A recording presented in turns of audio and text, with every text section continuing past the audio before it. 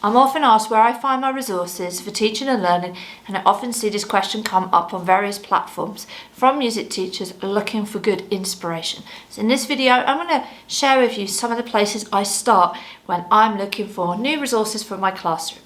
I'm Rachel Hardman, and this is Passionate About Music Education. When you have freedom in your curriculum, particularly from 14 downwards, it's often hard to know what resources to use and what everybody else is using. Although there's a lot of freedom to our curriculums, particularly pre-external exam courses, we do need to reference exam board materials and what's available. If you're not doing your research on syllabuses and standards, then how can you know that you're pitching the music at the right level for your students? This is a difficult question for us to all ask, and that's why it's so important to dig into exam board materials. I'll give you an example.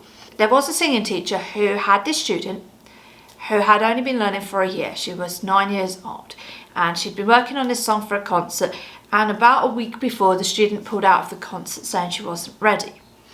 When we discussed this further, it became apparent that the song that she was singing from a musical was of an ABRSM grade 7 standard. It had a backing track with no vocal accompaniment on it, and yet this child had only been having singing lessons for a year.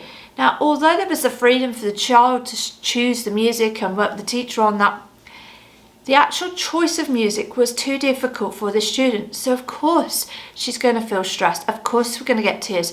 Of course she's not going to feel ready to perform, because that piece is beyond her ability at that time. It's not a piece that she can't sing in the future or sing at home for fun. To perform that huge song from a musical theatre without the prior training and experience was almost setting that student up to fail. And of course it took her confidence away, and we don't ever really want to be that. And I have found that some teachers are quite anti looking at syllabuses and want that freedom. And I'm not saying that you must teach to the syllabus, but it is a great starting point. So what syllabuses can you look at? Well, obviously there's the exam boards, so your IB courses, your GCSE courses, and they have their own textbooks. They are improving, and people are writing more resources than maybe 10, 15 years ago, which is really good. But they'll give you a standard of, what they're expecting for 14 years old and 16 years old. The edXL A-level course used to have this really amazing anthology that they don't tend to use that much, but that anthology has so many great resources that are, again, perfect for that 16 to 18-year-old standard to analyse and look at as a resource bank. In terms of coming lower down the school, there are sets of books that are available online from various different publishers, Rheingold, JW Pepper, etc., that are good and worthwhile looking into. And I know down in primary there's Musical Express, various other things.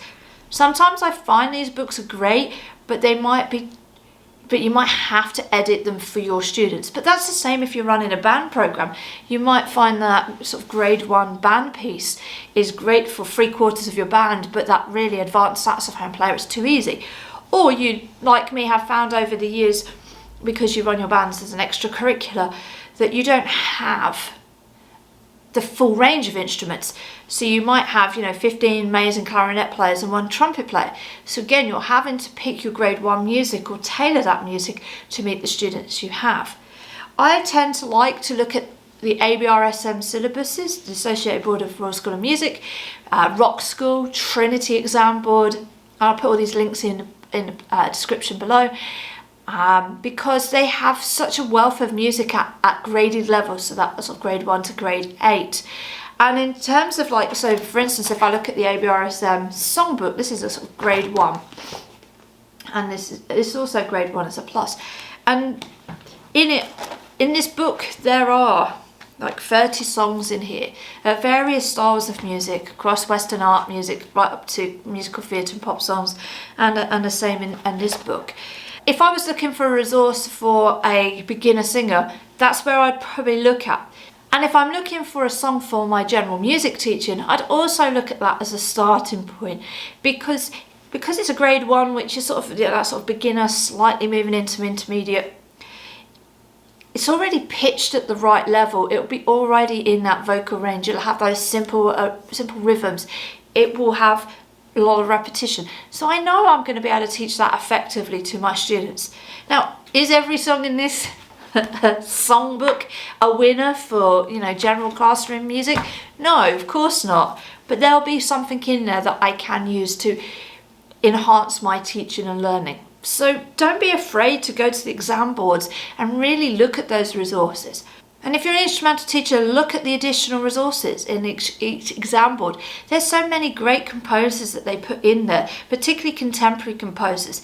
And they really are trying to keep up to date and modern, which is good. I mean, I've seen the changes particularly over the last 5-10 years. And this, attempt to bring in more popular music and to bring in more musical theatre courses to meet the needs of our students. So it would be wrong for us not to be looking at these syllabuses and to, use the resources within our classroom. So when teachers do that, you can see that growth, whether it's in that instrumental lesson, whether it's in the classroom, or whether it's in a band choir program.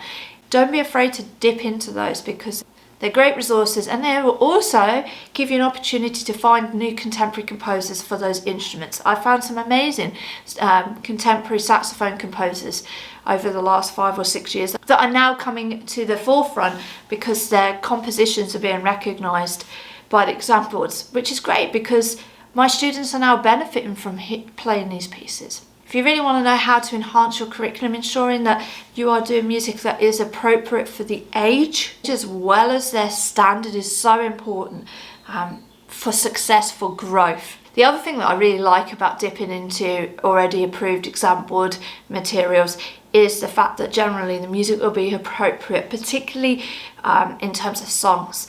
There are a lot of wonderful pop songs, a lot of musical theatre songs that are just wonderful but have that grown-up theme that aren't appropriate for 8-year-olds to sing or 10-year-olds to sing. And not that I'm being old-fashioned about it, but we also have to be careful of the context of the lyrics and what they're singing about. So, these resources give you that option, very much like the ORF course does as well, that option to really think about what songs are appropriate for certain ages and certain abilities and certain places in their progression. So I'll put those links down below for you to help you, and if you've enjoyed this video, let me know and I'll go into this topic in more detail. My name is Rachel Hardman and this is Passionate About Music Education.